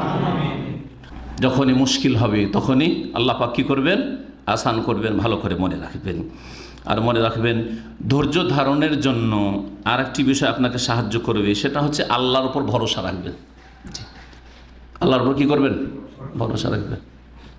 আমার আব্বা আমাকে খাওয়িয়েছেন, তাই না? আমার কাপড়ের ব্যবস্থা দিয়েছেন, আমার চিকিৎসার ব্যবস্থা দিয়েছেন, দিয়েছেন না দেননি? তার চাইতে ভালো ব্যবস্থা আল্লাহ দিতে পারেন না? দিতে পারেন না? পারেন না? আব্বার চাইতে কোনো ভালো মানুষের মাধ্যমে আল্লাহ দিতে পারেন না? বা আল্লাহ রাব্বুল আলামিন ইচ্ছা করলে যে কোনো মাধ্যম দিয়ে মুসাব্বিবুল আসবাব আল্লাহ উপায় ব্যবস্থা করে দিতে পারেন না? মুসাব্বিবুল আসবাব তিনি, যেই আল্লাহ আপনার আব্বার ছত্র ছায়াতে আপনাকে মানুষ করেছে, লালিত পালিত করে, সে আল্লাহ আর কারো মাধ্যমে আল্লাহ মানুষ করে দিতে পারেন। এমনিতে আল্লাহ পাক রব্বুল আলামিন আপনাকে অনেক বড় করে দিতে পারেন। পারেন না? পারেন না? এটা হচ্ছে আল্লাহর উপর ভরসা রাখা। নিজের কাজ যতটুকু আপনি করতে পারবেন করে নিয়ে আল্লাহর ওপর অন্তরের আস্থা ভরসা, এর নাম হচ্ছে তাওয়াক্কুল। তাওয়াক্কুল মানে কাজ ছেড়ে দেওয়া নাই, কাজকর্ম করব না, ভালো করে লেখাপড়া করব না, আল্লাহ ভরসা না, এটা হবে না। আপনি যদি ছাত্র হন, লেখাপড়া করেন ভালো করে। আপনি যদি চাকরিজীবী হন, কাজ করার যোগ্যতা আপনার মধ্যে এসছে, কাজ করেন, আল্লাহর উপর ভরসা করেন। হ্যাঁ, যে কোনো অবস্থায় থাকেন, আল্লাহর ওপর আপনার যতটুকু করণীয় রয়েছে, দুনিয়ার ক্ষেত্রে করণীয় এবং দিনের ক্ষেত্রে দিনের ক্ষেত্রে আল্লাহর কাছে বরকতের দোয়া করা, রহমতের দোয়া করা, আল্লাহ তুমি রুজির ব্যবস্থা করো, এই দোয়া করা, আল্লাহ তোমার ছেলে মেয়ে মানুষের ব্যবস্থা করো, এই দোয়া করা, এটা হচ্ছে দিনী উপায়। আর দুনিয়াবি উপায় হচ্ছে কাজকর্ম, যে যেখানে আছেন কাজকর্ম করবেন। এই করে নেওয়ার পরে আল্লাহর উপর অন্তরের কি রাখা? ভরসা রাখা, এর নাম হচ্ছে তাওয়াক্কুল। আল্লাহর উপর ভরসা রাখলে আল্লাহ পাক রব্বুল আলামিন তার জন্য যথেষ্ট হবেন এবং ধৈর্য ধারণ করতে পারবেন। যখনই দেখবেন যে অনেক বালা মুসিবত, কী করে কি করব, আল্লাহর উপরে ভরসা করি, আল্লাহই সুব্যবস্থা করবেন। এতে ধৈর্য আসবে না? আসবে না? ধৈর্য আসবে। এবং আল্লাহ সম্পর্কে আরেকটি পয়েন্ট মনে রাখবেন, আল্লাহ সম্পর্কে সব সময় সুধারণা রাখতে হবে। কি রাখতে হবে? ভালো ধারণা রাখবেন। আল্লাহ সম্পর্কে কুধারণা রাখবেন না, নেগেটিভ চিন্তা রাখবেন না। যে হায় আল্লাহ, আমরা এই বয়সে আছি, আর এই বয়সে আমরা অসহায় হয়ে গেলাম। হে আল্লাহ, এই বয়সে আমি বিধবা হয়ে গেলাম। হে আল্লাহ, এই বয়সে আমি এতিম হয়ে গেলাম। হে আল্লাহ, আমার এখনও জীবনের এতটা বাকি, আমার কিভাবে এই লাইফটা গড়ে উঠবে?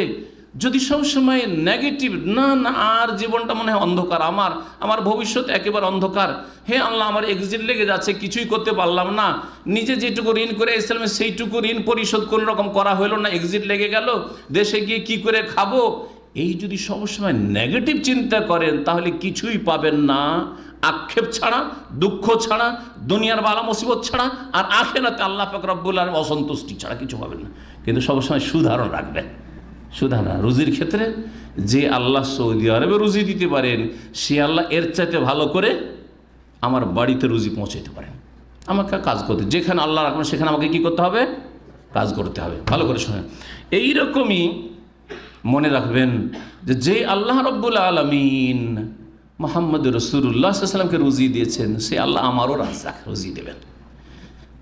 নবী সাল্লাল্লাহু আলাইহি ওয়াসাল্লামকে যে আল্লাহ পাক রব্বুল আলামিন বড় করেছেন, মূসা আলাইহিস সালাম কি প্রতিকূল অবস্থায় ফেরাউন এই মূসাকে খুন করার জন্য হাজার হাজার ছেলে সন্তানকে খুন করেছে, কিন্তু মূসাকে খুনও করতে পারলো না, বড় হয়েও মারতে পারলো না।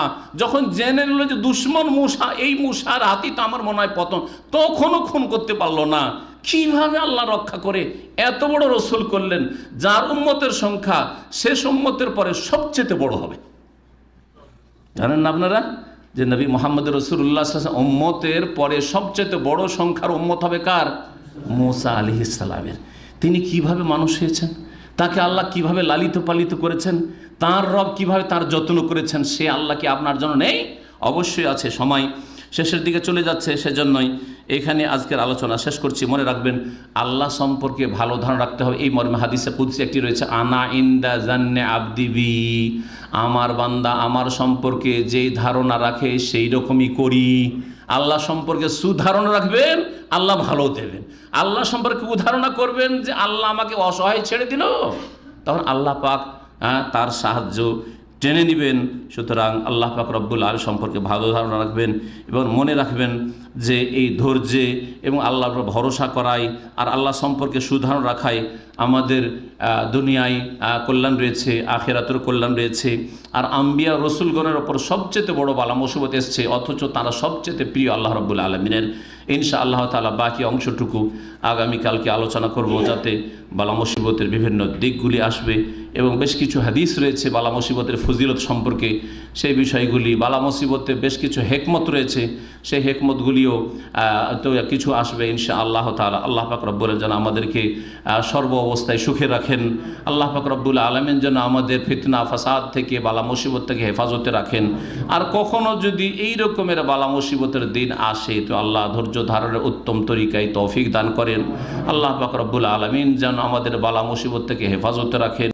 মুমিন মুমিনা দিনী ভাই বোনরা যে যেখানে আছেন, আল্লাহ পাক তাদের সার্বিক হেফাজতে রাখেন, তাদের পরিবারের হেফাজত করেন, তাদের রিজিকের আল্লাহ পাক হেফাজত করেন, তাদের রিজিক আল্লাহ পাক বরকত দান করেন।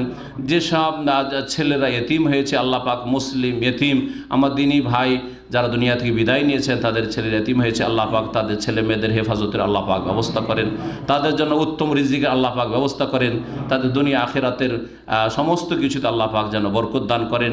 যেই বোনেরা বিধবা হয়েছে, আল্লাহ পাক তাদের উপর যেন রহম করেন এবং তাদেরকে আল্লাহ ধৈর্য ধারণের তৌফিক দান করেন এবং তাদের জন্য উত্তম রিজিকের আল্লাহ পাক যেন ব্যবস্থা দান করেন। আল্লাহ পাক রব্বুল আলামিন যেন সকলের হেফাজতে রাখেন।